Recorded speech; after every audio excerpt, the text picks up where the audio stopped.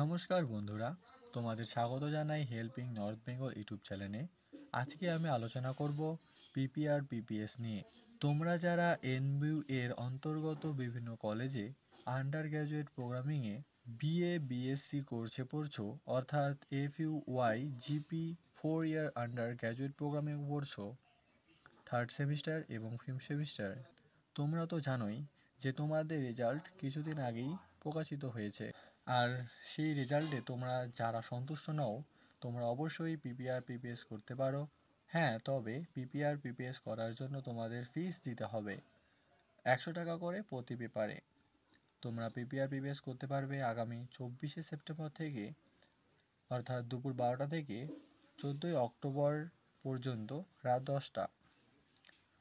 তাই তোমরা দেরি না করে অবশ্যই তাড়াতাড়ি পিপিআর পিপিএস করে নাও, কারণ একবার ওয়েবসাইট ডাউন হয়ে গেলে তোমরা করতে পারবে না।